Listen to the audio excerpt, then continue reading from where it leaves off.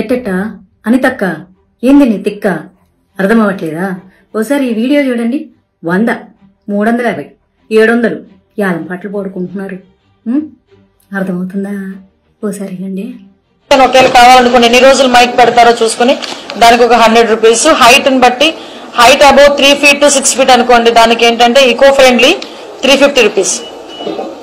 అలాంటివి మనకి height above 6 feet అయితే 700 రూపీస్. ఇప్పుడు నేను మాట్లాడబోయే టాపిక్ అయితే చాలా మందికి కోపం తెప్పిస్తుంది. ఎస్పెషల్లీ ఏంటంటే పొలిటికల్ పార్టీ వాళ్ళకి కోపం తెప్పిస్తుంది అనమాట. అందులోనూ ఆంధ్రప్రదేశ్ లో ఉన్నటువంటి పొలిటికల్ పార్టీ. ఇప్పుడు మన హోమ్ మినిస్టర్ గారు అనిత గారు మాట్లాడారనమాట. వెరీ అన్ఫార్చునేట్ ఏంటంటే ఈ అలయన్స్ ప్రభుత్వంలో మా పార్టీ కూడా ఉంది, బీజేపీ.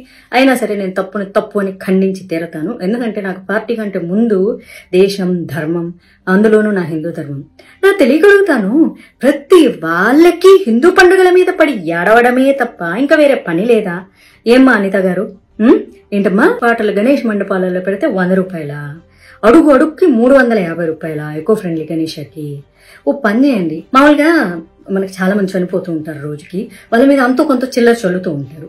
సో మీరు చెప్పండి, ఇది కొంచెం చిల్లర కాదు, ఇట్లా ఇంత 1 కిలోమీటర్కి అయితే 100 రూపాయలు చల్లండి, అట్లా 2-3 కిలోమీటర్లు అయితే 350 రూపాయలు చల్లండి, మేము ఏరుకుంటాం, వచ్చి మా స్టాఫ్ని పంపిస్తామని పెట్టండి. చాలా బాగుంటుంది. మనకి ఏదన్నా కష్టం వస్తే భగవంతుడు చూసుకుంటాడంట. ఆ భగవంతుడికే ఈ రోజు కష్టం పెడుతున్నారు మీరు. ఏం ప్రతి ఒక్కళ్ళకి హిందూ పండుగలు వస్తే చాలు. అసలు మీకు ఎందుకు ఇంత కడుపుమంటాం? అసలు మాకు నిజంగా అర్థం కాదు.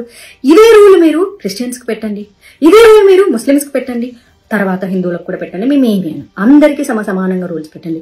రోజుకి 5 సార్లు నమాజ్ చేస్తూ ఉంటారు కదా, వాళ్ళకి ఎప్పుడైనా రూల్స్ పెడతారా? మరి వాళ్ళకు కూడా నమాజ్ కి 100 రూపాయలు అని పెట్టాలి కదా. గణేష్ మండపాల దగ్గర సాంగ్లకి 100 రూపాయలు ఏంటి? లేకపోతే క్రిస్టియన్స్ అర్ధరాత్రులు కూడా పెడుతూ ఉంటారు కదా. నేను ఎవరిని కించపరచట్లేదు, ఇక్కడ గుర్తు పెట్టుకోవాలి. పొలో మనం తిట్టడానికి రెడీ అయిపోతుంటారులే కానీ ఆయన భగవంతుడికి బోల్డని కష్టాలు వచ్చాయంట. బోడి మాధవిలత కష్టాలు వస్తే ఏంటి, మీరు తిడితే ఏంటి, నాకేం మరి. వాళ్ళకు సేమ్ రూల్స్ అప్లై చేసి మాకు కూడా సేమ్ రూల్స్ అప్లై చేయండి. మేము వేస్తాం, చిల్లర వేస్తాం. ఏముంది, ఎంతో మందికి అన్నదానాలు చేస్తూ ఉంటారు హిందువులు. ఎంతో మందికి ప్రతిరోజు మండపాల దగ్గర బోల్డ్ అన్ని ప్రసాదాలు, లేకపోతే ఇంకోటి. అసలు మా పండగలంటేనే 10 మందిని బతికించడానికి ఉండేటటువంటి వ్యవహారం అది. ఒక వినాయక చవితి వస్తే మండపాలు వేసేటోళ్ళు ఏంటి, మట్టి బొమ్మలు తయారు చేసేటోళ్ళు ఏంటి, అసలు ఒకటేంటి అరటి ఇవి అవ్వచ్చు, పత్రం అమ్ముకునేటోళ్ళు కావచ్చు, పూలు పళ్ళు, ఎన్ని వ్యాపారాలు బతికిస్తూ ఉంటారు హిందువులు. అట్లాంటిది మీ మొహన చిల్లరేయడానికి మాకేముంది? మేము దాని బిచ్చం వేస్తాం. మేము కావాలంటే మండపాల దగ్గర మీరు వచ్చి అడుక్కుంటున్నారు. యాక్చువల్లీ చెప్పాలంటే టు బి ఆనెస్ట్లీ 100 రూపాయలు 350 రూపాయలు అని చెప్పి అడుక్కి 350 రూపాయలు మీరు బిచ్చం అడుగుతున్నారు. మేము బిచ్చం వేస్తాము. ఏముంది, మా విగ్రహాల దగ్గర మీరు బిచ్చం ఎత్తుకుంటుంటే వేయడానికి మాకు ఏమన్నా ప్రాబ్లమా? నేను ఇప్పుడు ఇలా మాట్లాడాను అనుకో, ఇప్పుడు ఎన్వైరన్మెంట్ మీద ప్రేమ పుట్టుకొచ్చేస్తుంది చాలా మందికి. ప్రకృతి ప్రేమికులు అంటూ మాట్లాడతారు. మీరు మట్టి బొమ్మలు, ఆకులు అవన్నీ తీసుకెళ్లి వాటర్లో వేస్తారు, మరి వాటన్నింటినీ చెరువుల్లోంచి, కాలువల్లోంచి, వీటిలోంచి బయటకి తీయాలి. వాటికి ఎంత శ్రమ అవుతుందో తెలుసా, ఎంత పాడైపోతుందో తెలుసా, ఎన్వైరన్మెంట్ ఎంత నాశనం అయిపోతుంది. అట్లీస్ట్ ఇలాంటి రూల్స్ అన్న పెడితే సో అప్పుడైనా కేర్ఫుల్ గా ఉండేసేసి తక్కువగా వాడతారు, పెద్ద విగ్రహాలు చేయడం మానేస్తారు. అలా అని చెప్పేసి విగ్రహాలు చేసే వాళ్ళ కడుపుల మీద కొట్టడానికి ఎన్వైరన్మెంట్ పేరుతో మేము చాలా సిద్ధంగా ఉంటాము. ఈ సమయంలోనే మట్టి బొమ్మలు అమ్ముకునే వాళ్ళ జీవితాలు సంకనాకిచ్చి సర్వనాశనం చేయడానికి ఎన్వైరన్మెంట్, వాటి సేఫ్టీ, ప్రకృతి ఆరాధకులు, ప్రేమికులు అనే వాళ్ళం మేము అసలు ఎప్పుడు రెడీగా ఉంటాము. ఎందుకంటే రేప్ చేసిన అమ్మాయి ఎట్ట చచ్చిపోయినా పర్వాలేదు, కానీ రేపిస్ట్ గాడికి ఉరి శిక్ష, ఇంకో శిక్ష వేస్తే మానవ హక్కులు అని చెప్పి ముందుకు వస్తారు చూడు. అట్లాంటి ప్రకృతి ప్రేమికులు ఇప్పుడు ముందుకు వచ్చేస్తారనమాట. అంతే మీరు ఏదంటే అది కరెక్ట్. దానగుణం చేయడంలో హిందూ దేవాలయాలు గాని, హిందూ పండుగలు గాని ఫస్ట్ నంబర్ 1 ఉంటారు. చిన్న పిల్లలు కూడా వాళ్ళ కిడ్డీ బ్యాంకుల్లో పెట్టుకుంటారు, పిగ్గీ బ్యాంక్స్. అవి కూడా పాలగొట్టి తీసుకొచ్చి కావాలంటే ఇస్తారు, మీ మహాన పడేస్తారు డబ్బులు. అదే ఉంది. కాకపోతే అందరికీ సేమ్ రూల్ అప్లై చేయండి. మీరు ఇలాగ ఇన్నిసార్లు మైకులు పెడితే, లేకపోతే పొగులు, మధ్యాహ్నము, సాయంత్రం, అర్ధరాత్రి పెడితే ఇగో ఇంత డబ్బులు కట్టండి అని రూల్స్ పెట్టండి. అందరికి రూల్స్ పెడితే మేము కూడా ఒప్పుకుంటాము. మీరు అడుక్కుంటామంటే చెప్తున్నా కదా, అయ్యయ్యో మా ఇంట్లో పనిచేసేటోళ్ళు, మా దగ్గర వాచ్మెన్లు, లేకపోతే చిన్న పిల్లలు అందరూ తీసుకొచ్చి మీ మొహం డబ్బులు పడేస్తారు. ఇప్పుడు కాలుతుంది కదా మీకు, సిగ్గు శరం. ఎప్పుడు చూడు ఆ ఎండోమెంట్ డిపార్ట్మెంట్ నుంచి వచ్చిన కోట్ల రూపాయలు మీ పర్సనల్ అవసరాలకు, ఆస్తులకు, దేవుడి ల్యాండ్లు అమ్మేసుకుంటూ ఉంటారు, దేవుడి నగలు అమ్మేసుకుంటూ ఉంటారు, ఎవరెవరో ఇచ్చిన కిరీటాలు అన్ని అమ్మేసుకుంటూ ఉంటారు, కుటుక్కు శ్వాహాలు చేస్తూ ఉంటారు.